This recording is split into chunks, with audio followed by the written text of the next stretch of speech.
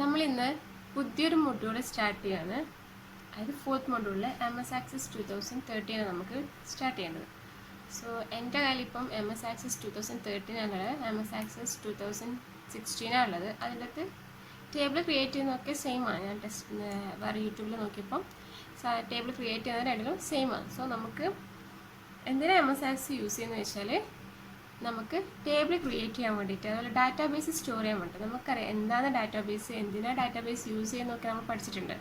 എന്തിനാണ് database use ചെയ്യുന്നത്? Datas store ചെയ്യാൻ വേണ്ടിയിട്ട്. ദാറ്റ് ഈസ് നമ്മൾ ടേബിൾ ഫോമാറ്റിൽ ഡാറ്റാസ് സ്റ്റോർ ചെയ്യുന്നത്. സോ അങ്ങനെ ടേബിൾ ഫോമാറ്റിൽ ഡാറ്റാസ് സ്റ്റോർ ചെയ്താൽ ആ ഡാറ്റാസ് നമുക്ക് റിട്രീവ് ചെയ്യാൻ വേണ്ടിയിട്ടൊക്കെ നമ്മൾ പഠിച്ചിട്ടുണ്ട്. നമ്മൾ നോക്കിയതാണ് SQL ഒക്കെ പഠിച്ചതാണ്. 5th മൊഡ്യൂളിൽ SQL നമ്മൾ പഠിച്ചതാണ്. സോ SQL നമ്മൾ യൂസ് ചെയ്യുന്നത് MySQL പോലത്തെ സോഫ്റ്റ്വെയർസാണ്. MySQL, PSQL അതൊക്കെ പോലത്തെ സോഫ്റ്റ്വെയർസാണ് യൂസ് ചെയ്യുന്നത്. സോ അത് കൊറിയൊക്കെ നല്ലോണം അറിയുന്ന ആൾക്ക് മാത്രമേ നമുക്ക് എന്ത് ചെയ്യാൻ പറ്റുള്ളൂ, അത് ആക്സസ് ചെയ്യാൻ വേണ്ടി പറ്റുള്ളൂ. സോ നമുക്ക് കൊറി വഴിയാണ് നമ്മൾ എന്ത് ചെയ്യുന്നത്, അതിൻ്റെ അകത്ത് ഡാറ്റാസൊക്കെ ഇൻസേർട്ട് ചെയ്യുകയൊക്കെ ചെയ്യുന്നത്. ടേബിളിൻ്റെ സ്ട്രക്ചർ ക്രിയേറ്റ് ചെയ്യുന്നത് നമ്മൾ കൊറി യൂസ് ചെയ്തിട്ടാണ്. നമ്മൾ പറഞ്ഞല്ലേ, ക്രിയേറ്റ് ടേബിൾ എന്ന് പറഞ്ഞാൽ കൊറി യൂസ് ചെയ്തിട്ടാണ് ഒരു ടേബിളിൻ്റെ സ്ട്രക്ചർ ക്രിയേറ്റ് ചെയ്യുന്നത്. അതുപോലെ തന്നെ നമ്മൾ എന്ത് ചെയ്യും, നമ്മൾ ക്രിയേറ്റ് ചെയ്ത ടേബിളിലേക്ക് ഡാറ്റാസ് ഇൻസേർട്ട് ചെയ്യണമെങ്കിൽ എങ്ങനെയാണ് ചെയ്യുന്നത്? ജസ്റ്റ് അതും കൊറി യൂസ് ചെയ്തിട്ടാണ്. ഇൻസേർട്ട് ഇൻ ടു എന്ന് പറഞ്ഞാൽ കൊറി യൂസ് ചെയ്തിട്ടാണ് നമ്മൾ ചെയ്യുന്നത്, അല്ലേ? സോ ഇതെല്ലാം നമുക്ക് ഡയറക്റ്റായിട്ട് ചെയ്യണമെങ്കിൽ, ഡയറക്റ്റായിട്ട് ടേബിൾ ക്രിയേറ്റ് ചെയ്ത് അതിൻ്റെ ഡാറ്റാസും അതിൻ്റെ ആട്രിബ്യൂട്ട്സ് എല്ലാം ക്രിയേറ്റ് ചെയ്യണമെങ്കിൽ നമുക്ക് എന്ത് യൂസ് ചെയ്യാം? MS Access യൂസ് ചെയ്യാം. സോ നമ്മൾ ഓൾറെഡി SQL പഠിച്ചു, എങ്ങനെ നമ്മൾ ടേബിൾ ക്രിയേറ്റ് ചെയ്യുക, ടേബിൾ ക്രിയേറ്റ് ചെയ്യേണ്ട ക്വറി പഠിച്ചു. ദെൻ നമ്മൾ ആ ക്രിയേറ്റ് ചെയ്ത ടേബിളിനകത്ത് എങ്ങനെയാണ് ഡാറ്റാസ് ഇൻസേർട്ട് ചെയ്യുന്നത് അതിൻ്റെ ക്വറി പഠിച്ചു. ദെൻ എങ്ങനെയൊക്കെ ഡാറ്റാസിനെ റിട്രീവ് ചെയ്യുക അതൊക്കെ ക്വറിയായിട്ട് നമ്മൾ പഠിച്ചു, അല്ലേ? സോ ഇവിടെ നമ്മൾ MS Access ചെയ്യുമ്പം നമുക്ക് വേറെ ക്വറി യൂസ് ചെയ്തിട്ടൊന്നും നല്ല ഡാറ്റാബേസ് ക്രിയേറ്റ് ചെയ്യുന്നതൊന്നും. ഡയറക്റ്റായിട്ട് നമുക്ക് ഡാറ്റാബേസ് ഡയറക്റ്റായിട്ട് ക്രിയേറ്റ് ചെയ്യാം. ദെൻ അതിനുള്ള ടേബിൾ ഡയറക്റ്റായിട്ട് ക്രിയേറ്റ് ചെയ്യുക, അതിനകത്തുള്ള വാല്യൂസ് ഡയറക്റ്റായിട്ട് ഇൻസേർട്ട് ചെയ്ത് കൊടുക്കുക. നമുക്ക് കുറേ അറിയേണ്ട ആവശ്യമൊന്നുമില്ല. സോ നമുക്ക് എങ്ങനെയാണ് അത് ചെയ്യുന്നത് നോക്കാം. ഫസ്റ്റ് നമുക്ക് എന്ത് വേണം? MS Access നിങ്ങളെടുക്കുക, സിസ്റ്റം ഉണ്ടെങ്കിൽ അതിൻ്റെ അകത്ത് വിൻഡോസാണ് ഉള്ളതെങ്കിൽ അതിൻ്റെ അകത്ത് എന്തുണ്ടാവും? MS Access നിങ്ങൾക്ക് അവൈലബിൾ ആയിരിക്കും. നിങ്ങൾ ജസ്റ്റ് നോക്കുക, ഓക്കെ? സോ സിസ്റ്റം ഉള്ളവർ ജസ്റ്റ് ഒന്ന് ട്രൈ ചെയ്ത് നോക്കാം. നമുക്ക് എന്ത് ചെയ്യാം? MS Access ഓപ്പൺ ചെയ്ത് നോക്കാം. Access 2013 നിങ്ങൾക്ക് പഠിക്കാനുള്ളത്. ബട്ട് എൻ്റെ കയ്യിലിപ്പം 2016 രണ്ടിൻ്റെ അകത്തും എങ്ങനെയാണ് ടേബിൾ ക്രിയേറ്റ് ചെയ്യേണ്ടതെന്ന് ഒക്കെ സെയിം ആണ്. സോ നമുക്ക് നോക്കാം Access എങ്ങനെയാണ് ടേബിൾ ക്രിയേറ്റ് ചെയ്യുന്നത്, എങ്ങനെ ഡാറ്റാബേസ് ക്രിയേറ്റ് ചെയ്യുന്നതൊക്കെ നോക്കാം. സോ Access ഓപ്പൺ ആയി. ദെൻ ഓൾറെഡി നമ്മൾ ഓപ്പൺ ആക്കിയിട്ടുണ്ട്. ദെൻ നിങ്ങൾക്ക് കഴിഞ്ഞു. നിങ്ങളിവിടെ സൈഡിൽ നിങ്ങൾക്ക് Access എന്ന് പറഞ്ഞിട്ട് റീസെൻ്റ് ആയിട്ട് ഉണ്ടാക്കിയ ഡാറ്റാബേസൊക്കെ കാണാം. ജസ്റ്റ് ട്രൈ ചെയ്ത മീൻസ് ഡാറ്റാബേസ് 3 ഉണ്ട്, ഡാറ്റാബേസ് 2 ഉണ്ട്, ഓൾറെഡി ക്രിയേറ്റ് ചെയ്ത ഡാറ്റാബേസാണ്. നിങ്ങൾക്കൊരു പുതിയ ഡാറ്റാബേസാണ് ക്രിയേറ്റ് ചെയ്യേണ്ടതെങ്കിൽ നിങ്ങൾക്കിവിടെ കാണാൻ പറ്റും ബ്ലാങ്ക് ഡെസ്ക്ടോപ്പ് ഡാറ്റാബേസ് എന്നും കസ്റ്റം വെബ് പേജ് എന്നും നിങ്ങൾക്ക് കാണാൻ വേണ്ടി പറ്റും. ബ്ലാങ്ക് ഡെസ്ക്ടോപ്പ് ഡാറ്റാബേസ് എന്ന് പറഞ്ഞിട്ടും ദെൻ കസ്റ്റം വെബ് പേജ് എന്ന് പറഞ്ഞിട്ട് കാണാം. സോ നിങ്ങൾക്ക് എന്ത് ചെയ്യണം? ഫസ്റ്റ് നിങ്ങളൊരു ഡാറ്റാബേസ് ക്രിയേറ്റ് ചെയ്യണം. ഒരു പുതിയതായിട്ടൊരു ഡാറ്റാബേസ് ക്രിയേറ്റ് ചെയ്യണമെങ്കിൽ ഫസ്റ്റ് എന്ത് ചെയ്യാം? ബ്ലാങ്ക് ഡെസ്ക്ടോപ്പ് ഡാറ്റാബേസ് എന്നുള്ളതിനെ ഡബിൾ ക്ലിക്ക് ചെയ്യാം. സോ എന്ത് ചെയ്യും? ബ്ലാങ്ക് ഡെസ്ക്ടോപ്പ് ഡാറ്റാബേസ് വേണമെങ്കിൽ സോ ബ്ലാങ്ക് ഡെസ്ക്ടോപ്പ് ഡാറ്റാബേസ് എന്ന ഐക്കണിലേക്ക് നമ്മൾ എന്ത് ചെയ്യുക? ക്ലിക്ക് ചെയ്യാം. ക്ലിക്ക് ചെയ്യുമ്പോൾ നിങ്ങൾക്ക് വേറൊരു ബോക്സ് ഓപ്പൺ ചെയ്ത് വന്നിട്ട് കാണാം. സോ അതിൻ്റെ അകത്ത് എന്തുണ്ട്? നമുക്ക് ക്രിയേറ്റ് ചെയ്യേണ്ട ഡാറ്റാബേസ് നെയിം നിങ്ങൾക്ക് സ്പെസിഫൈ ചെയ്ത് കൊടുക്കാം. എനിക്കിപ്പോൾ ഒരു സ്റ്റുഡൻറ്റ് എന്ന് പറഞ്ഞ ഡാറ്റാബേസ് ആണെങ്കിൽ ജസ്റ്റ് എന്ത് ചെയ്യാം? സ്റ്റുഡൻറ്റ് എന്ന് സ്പെസിഫൈ ചെയ്ത് കൊടുക്കാം. സോ നിങ്ങൾ എന്ത് ചെയ്തു? സ്റ്റുഡൻറ്റ് എന്ന് പറഞ്ഞൊരു ഡാറ്റാബേസ് ക്രിയേറ്റ് ചെയ്തു. സോ നിങ്ങൾ ഡാറ്റാബേസിൻ്റെ നെയിം സ്പെസിഫൈ ചെയ്ത് കൊടുത്തു, സ്റ്റുഡൻറ്റ് എന്ന് പറഞ്ഞിട്ട് സ്പെസിഫൈ ചെയ്ത് കൊടുത്തു. ഇനി നിങ്ങൾക്ക് എന്ത് ചെയ്യാം?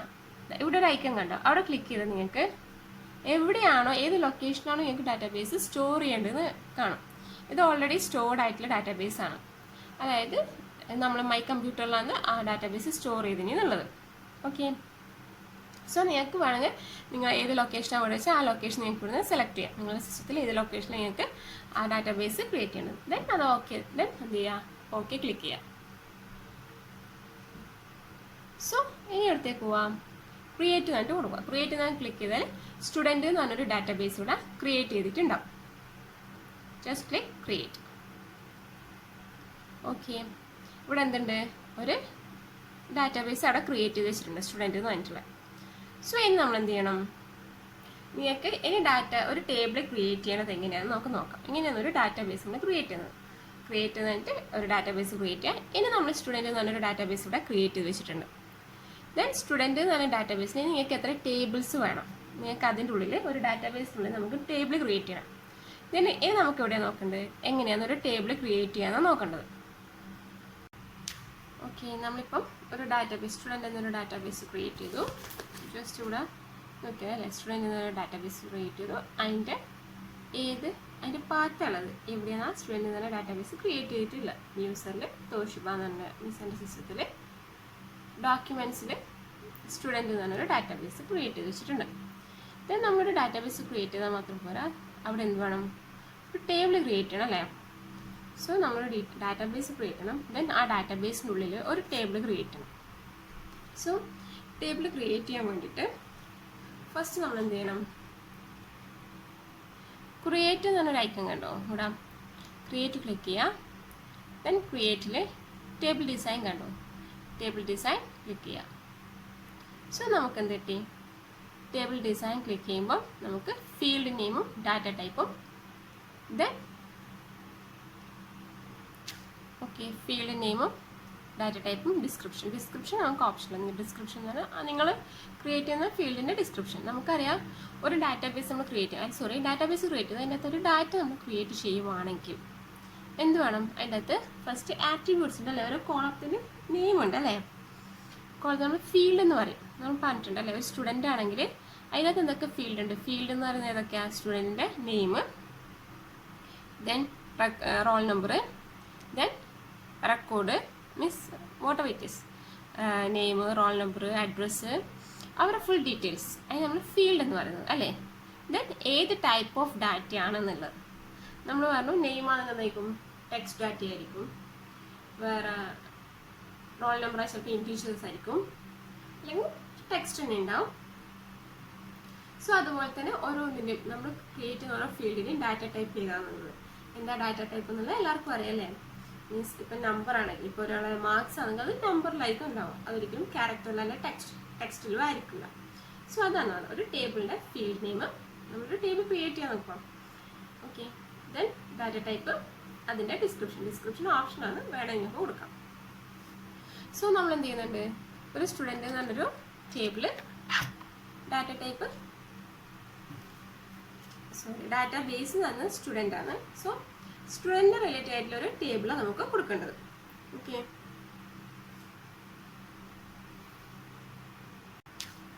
സോ നമ്മളിവിടെ ഒരു സ്റ്റുഡൻറ്റ് എന്ന് പറഞ്ഞൊരു ടേബിളാണ് ക്രിയേറ്റ് ചെയ്യാൻ പോകുന്നത്.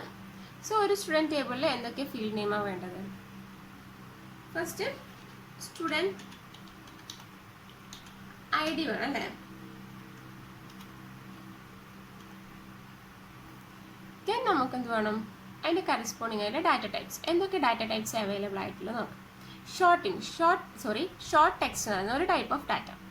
മീൻസ് ഷോർട്ട് ടെക്സ്റ്റ് പറയുന്നത് അതായത് ക്യാരക്ടേഴ്സിൻ്റെ കൊണ്ടുള്ളത്. ക്യാരക്ടേഴ്സ് മീൻസ് ഏത് ക്യാരക്ടേഴ്സിനും ഇൻക്ലൂഡ് ചെയ്യാൻ വേണ്ടിയിട്ട് പറ്റുന്നത്. സോ ഷോർട്ട് ടെക്സ്റ്റ് എന്ന് പറയുന്നത് അതിനകത്ത് 255 ക്യാരക്ടേഴ്സിന് വരെ ഇൻക്ലൂഡ് ചെയ്യാൻ വേണ്ടി പറ്റും ഷോർട്ട് ടെക്സ്റ്റിൽ. ദെൻ നമ്മൾ ക്രിയേറ്റ് ചെയ്യുന്നത് ഇപ്പം നെയിമൊക്കെ നമുക്കറിയാം, ടെക്സ്റ്റ് ഡാറ്റ എന്ന് പറഞ്ഞാൽ നമുക്കറിയില്ല എന്താ ടെക്സ്റ്റ് ഡാറ്റ എന്ന് പറയുന്നത്. ടെക്സ്റ്റ് ഫോമാറ്റിൽ നമ്മൾ എഴുതുന്നത്. ഓക്കെ, ഡാറ്റാബേസ് അങ്ങനെ നമ്മൾ എന്ത് ടെക്സ്റ്റ് ഫോമാറ്റിൽ എഴുതുന്നത് ടെക്സ്റ്റ് ഡാറ്റ എന്ന് പറയുന്നത്. നെയിമൊക്കെ നമുക്ക് ഒരിക്കലും നമ്പർ ഫോമാറ്റിലായിരിക്കും, ടെക്സ്റ്റ് ഫോമാറ്റിലായിരിക്കും ഉണ്ടാവുക. സോ ഷോർട്ട് ടെക്സ്റ്റ് പറഞ്ഞത് 255 ഡാറ്റാസിന് വരെ അതിന് സ്റ്റോർ ചെയ്യാൻ വേണ്ടി പറ്റും. മീൻസ് അത്രയും കപ്പാസിറ്റി ഉള്ളൂ. അതിന് കൂടുതൽ ഡാറ്റാസ് ഉള്ളതാണെങ്കിൽ അതിന് കൂടുതൽ ഡാറ്റാസ് അല്ല ക്യാരക്ടേഴ്സ് ഉള്ളതാണെങ്കിൽ, ഇപ്പോൾ ഫോർ എക്സാമ്പിൾ നമ്മൾ കൊടുക്കുന്ന അഡ്രസ്സ് ചിലപ്പോൾ അതിന് 255 ക്യാരക്ടേഴ്സിനെക്കാട്ടി ഉണ്ട്. ദെൻ അതിന് നമ്മൾ എന്ത് ചെയ്യും, ലോങ് ടെക്സ്റ്റ് എന്നിട്ട് കൊടുക്കും. അത് വേറൊരു ടൈപ്പ് ഓഫ് ഡാറ്റ ടൈപ്പാണ്. Short text, long text.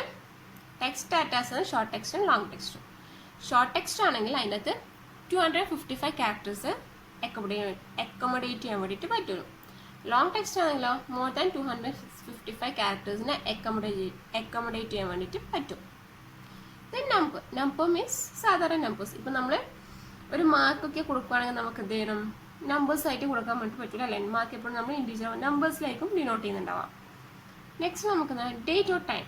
In case നിങ്ങൾക്ക് എന്തെങ്കിലും ആവശ്യം ഡേറ്റ് എങ്ങായിട്ടും സേവ് ചെയ്യണമെങ്കിൽ നമുക്ക് ഡേറ്റ് എന്നിട്ട് വേറെ തന്നെ ഡാറ്റ ടൈപ്പ് ഉണ്ട്. അല്ലെങ്കിൽ ടൈം സേവ് ചെയ്യണമെങ്കിൽ ടൈം എന്നിട്ട് വേറെ തന്നെ ഡാറ്റ ടൈപ്സ് ഉണ്ട്. നെക്സ്റ്റ് ഉള്ളത് കറൻസി. കറൻസി എന്ന് പറഞ്ഞാൽ നമുക്കറിയാം. കറൻസി എന്ന് പറഞ്ഞാൽ എന്താ, നമ്മൾ ഏതെങ്കിലും മണി മീൻസ് എമൗണ്ട് ആണെങ്കിൽ അതിന് നമ്മൾ കറൻസി എന്ന് പറയുന്നത്. Okay. Then auto number. Auto number means automatically നമ്മുടെ സിസ്റ്റം തന്നെ നമുക്ക് നമ്പർ ക്രിയേറ്റ് ചെയ്ത്. ഇപ്പോൾ ഒരു സീരീസ് നമ്പർ ആണെങ്കിൽ അല്ലെങ്കിൽ ഒരു ഇൻഡെക്സ് നമ്പർ ആണെങ്കിൽ അത് 1 2 3 നമുക്ക് അങ്ങനെയല്ല ഇൻഡെക്സ് ചെയ്തത്. സോ അങ്ങനെയാണ് നമുക്ക് 1 നെക്സ്റ്റ് 2 ഓരോ ഇൻക്രിമെൻറ്റ് ചെയ്ത് ഓട്ടോമാറ്റിക്കലി നമുക്ക് ആ നമ്പർ ക്രിയേറ്റ് ചെയ്ത് ഓട്ടോ നമ്പർ എന്ന് പറയുന്നത്. നെക്സ്റ്റ് വരുന്നത് എസ് ഓ നോ. നമ്മൾ കൊടുക്കുന്ന ഫീൽഡിന് 2 ആൻസേഴ്സ് ഉണ്ടല്ലോ, എസ് അല്ലെങ്കിൽ no. Okay. Next OLE object. OLEൻ്റെ ഫുൾ ഫോം എന്താ? Object linking and embedding.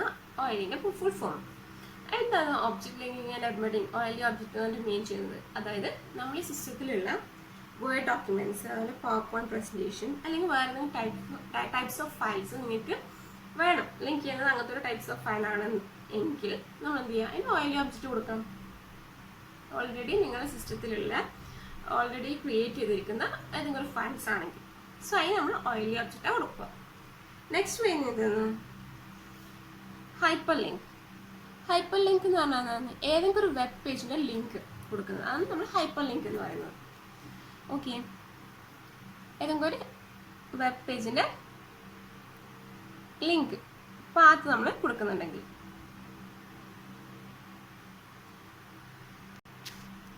അതായത് ഏതെങ്കിലും ഒരു വെബ് പേജിൻ്റെ ലിങ്ക് അല്ലെങ്കിൽ നമ്മൾ ഏതെങ്കിലും ഒരു ഫയലിൻ്റെ പാത്താണ് നമ്മൾ കൊടുക്കുന്നുണ്ട്, നമ്മൾ ഹൈപ്പർ ലിങ്ക് യൂസ് ചെയ്യും.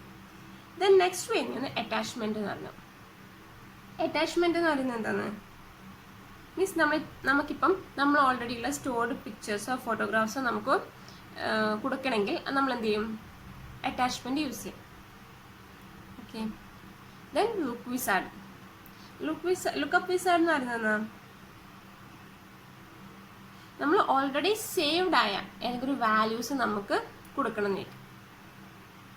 സോ ഓൾറെഡി സേവ്ഡ് ആയ ഏതെങ്കിലും വാല്യൂസാണ് നിങ്ങൾക്ക് കൊടുക്കേണ്ടതെങ്കിൽ, ഫോർ എക്സാമ്പിൾ ഇപ്പോൾ സ്റ്റുഡൻസിൻ്റെ കേസ് എടുത്ത് അവരുടെ ലാംഗ്വേജസ് എടുത്താൽ, ഇപ്പം നമുക്ക് ഫസ്റ്റ് ലാംഗ്വേജ് എല്ലാവരും ഇംഗ്ലീഷാണ്, സെക്കൻഡ് ലാംഗ്വേജ് എന്നായിട്ട് നമ്മൾ എടുക്കുന്നുണ്ട് അല്ലേ. ഡിഗ്രി സ്റ്റുഡൻസിന് നിങ്ങൾ ഫസ്റ്റ് ഇയർ പഠിക്കുമ്പോൾ സെക്കൻഡ് ലാംഗ്വേജ് നിങ്ങൾക്ക് ഓപ്ഷൻസ് ഉണ്ട്, മലയാളം ഓർ ഇംഗ്ലീഷ് അല്ലേ. സോ അതാണ് ലുക്കപ്പ് വിസാർഡ്. ഓൾറെഡി അവിടെ കൊടുത്തിട്ടുണ്ടാവും, അതിൽ നിങ്ങൾക്ക് ജസ്റ്റ് ചൂസ് ചെയ്യാൻ വേണം.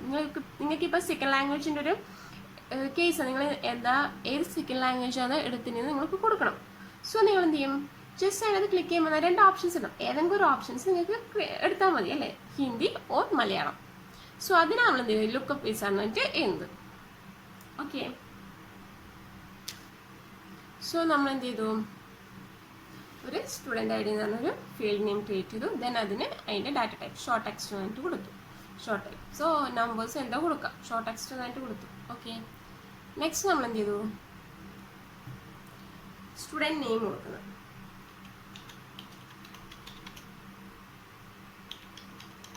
സ്റ്റുഡൻറ് നെയിം കൊടുത്തു.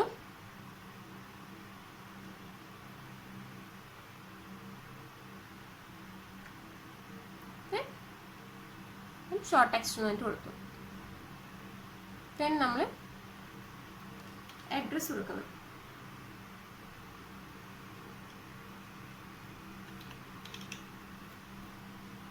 അഡ്രസ് നമ്മൾ എന്ത് ചെയ്തു? ലോങ് ടെക്സ്റ്റ് എന്നിട്ട് കൊടുക്കുന്നത്. ദെൻ നമ്മൾ മാർക്സ് കൊടുക്കുന്നത്. മാർക്സ് എന്ത് കൊടുക്കുന്നത്?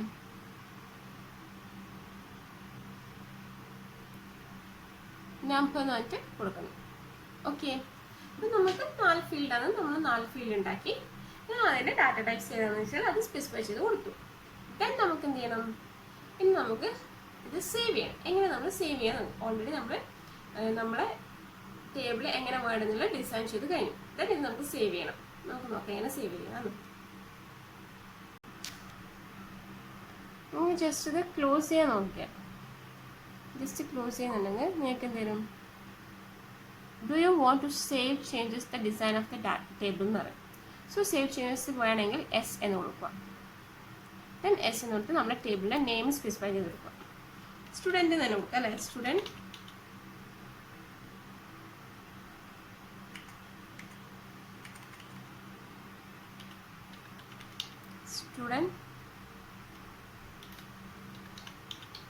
ഡീറ്റെയിൽസ് വേണ്ടി കൊടുത്തു. ഓക്കെ, ദെൻ ഓക്കെ ക്ലിക്ക് ചെയ്യാം. സോ പ്രൈമറി കീ വേണമെങ്കിൽ നിങ്ങൾക്ക് പ്രൈമറി കീ സെറ്റ് ചെയ്യാം. നമുക്ക് റിക്വയർഡ് അല്ല, പ്രൈമറി കീ സെറ്റ് ചെയ്യാനുള്ളതാണ് ഇപ്പം വന്നിട്ടുള്ളത്. സോ പ്രൈമറി കീ വേണമെന്നുള്ള അത് സെറ്റ് ചെയ്ത് വെക്കാം. ഓക്കെ, ദെൻ നമുക്കിപ്പോൾ എന്തായി സ്റ്റുഡൻറ്റ് ഡീറ്റെയിൽസ് ഒരു ടേബിൾ ക്രിയേറ്റ് ചെയ്ത് വന്നിട്ടുണ്ട്. ഓക്കെ ഓക്കെ നമ്മളിവിടെ എന്ത് ചെയ്തു, സ്റ്റുഡൻറ്റ് ഡീറ്റെയിൽസ് എന്ന ടേബിൾ ക്രിയേറ്റ് ചെയ്തു. അത് നമുക്ക് എന്ത് ചെയ്തു, സേവ് ചെയ്തപ്പോൾ നമുക്കിവിടെ വന്നുമല്ലോ ടേബിൾസിൽ സ്റ്റുഡൻറ്റ് ഡീറ്റെയിൽസ് എന്നൊരു ടേബിൾ ഉണ്ട്.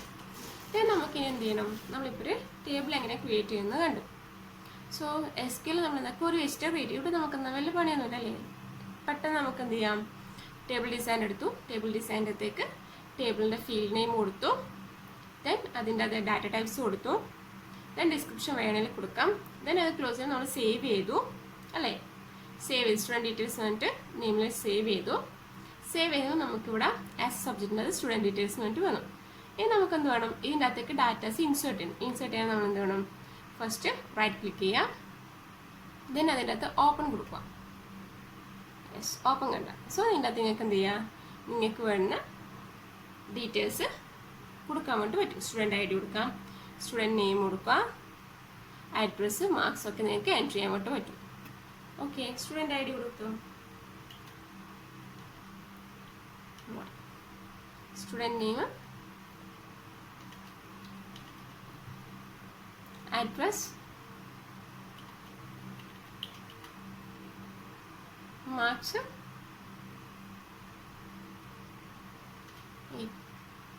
80. നെക്സ്റ്റ് ടേബിൾ വന്നു. ഓക്കെ, നെക്സ്റ്റ് റോ വന്നു. സോ അവിടത്തേക്ക് നമുക്ക് എന്ത് ചെയ്യാം, ഡാറ്റാസ് ഇൻസേർട്ട് ചെയ്ത് കൊടുക്കാം.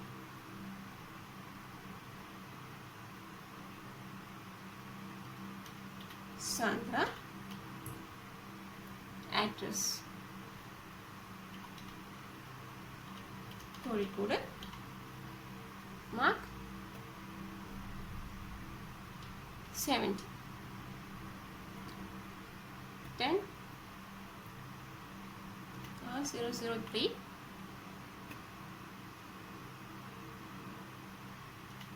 RAM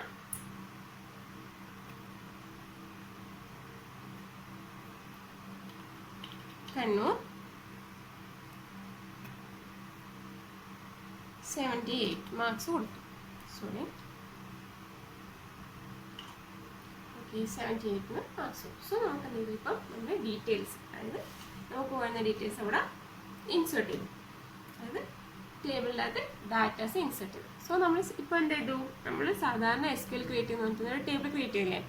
സോ ഇതാണ് എന്ത്, ഫീൽഡ്സ് അല്ലെങ്കിൽ ആട്രിബ്യൂട്ട്സ്. സ്റ്റുഡൻറ്റ് എന്ന് പറഞ്ഞ name, table name, student details. Okay, student ID, student name, address, marks ഒക്കെ എന്ന് പറയുന്നത് എന്താണ്, ആട്രിബ്യൂട്ട്സ് അല്ലേ. സോ ഒരു ടേബിളിലെ റെക്കോർഡ് എന്ന് പറയുന്നത് R01 രാധ കണ്ണൂർ 8. ഈ ഓരോ റോനെ നമ്മൾ എന്ത് പറയുന്നത്, റെക്കോർഡ് എന്ന് പറയുന്നത്. സോ ഇപ്പോൾ നമ്മൾ എന്ത് ചെയ്തു, ഒരു ഡാറ്റാബേസ് ക്രിയേറ്റ് ചെയ്തു, ടേബിൾ ക്രിയേറ്റ് ചെയ്തു, ടേബിളിൻ്റെ അത് ഡാറ്റ ഇൻസേർട്ട്. നിങ്ങൾ ഡാറ്റാസ് ഇൻസേർട്ട് ചെയ്യുമ്പോൾ അത് ഓട്ടോമാറ്റിക്കലായിട്ട് സേവ് ചെയ്യുന്നുണ്ടാവും. സോ നിങ്ങൾ സെപ്പറേറ്റ് ആയിട്ട് സേവ് ചെയ്യേണ്ട ആവശ്യമില്ല. ഓക്കെ, ഇതൊക്കെയാണ് നമുക്ക് എങ്ങനെ ഒരു ഡാറ്റാബേസ് എങ്ങനെ ക്രിയേറ്റ് ചെയ്യാം, അതിൻ്റെ അകത്ത് എങ്ങനെ ഒരു ടേബിൾ ക്രിയേറ്റ് ചെയ്യാം, ഒരു ടേബിളിനെ എങ്ങനെ ഡിസൈൻ ചെയ്യാം, ഒരു ടേബിൾ നമ്മൾ ക്രിയേറ്റ് ചെയ്ത് കഴിഞ്ഞാൽ ആ ടേബിളിൽ എങ്ങനെ ഡാറ്റാസ് എൻട്രി ചെയ്യാം. ഇതൊക്കെയാണ് നമ്മളിപ്പം പഠിച്ചത് MS ആക്സസിൻ്റെ കേസിൽ. SQL നമ്മൾ പഠിച്ചത് എല്ലാം ക്വറി യൂസ് ചെയ്തിട്ട്, ഇവിടെ നമ്മൾ ക്വറി യൂസ് ചെയ്യുന്നത് ഡാറ്റയുടെ നമുക്ക് ടേബിളും അതിനകത്ത് ഡാറ്റാസൊക്കെ ടേബിൾ ക്രിയേറ്റ് ചെയ്യാനും ഡാറ്റാസ് ഇൻസേർട്ട് ചെയ്യാനും പറ്റുന്നുണ്ട്. ഓക്കെ, ഇനി നെക്സ്റ്റ് നമ്മൾ ഫോംസിനെ പറ്റിയിട്ടും റിപ്പോർട്ട്സിനെ പറ്റിയിട്ടൊക്കെ പഠിക്കണം. അത് നമുക്ക് നെക്സ്റ്റ് ക്ലാസ്സിൽ നോക്കാം. സോ എല്ലാവർക്കും മനസ്സിലായെന്ന് തോന്നുന്നു. സിസ്റ്റം ഉള്ളവരാണെങ്കിൽ നിങ്ങൾ വിൻഡോസിൽ MS ആക്സസ് ഉണ്ടോ എന്ന് ചെക്ക് ചെയ്യുക. ദെൻ ചെയ്ത് നോക്കുക. എന്തെങ്കിലും ക്ലാരിറ്റി കുറവുണ്ടെങ്കിൽ അല്ലെങ്കിൽ എന്തെങ്കിലും മനസ്സിലാവാനുണ്ടെങ്കിൽ ജസ്റ്റ് എന്നോട് ചോദിക്കുക. Okay, thank you.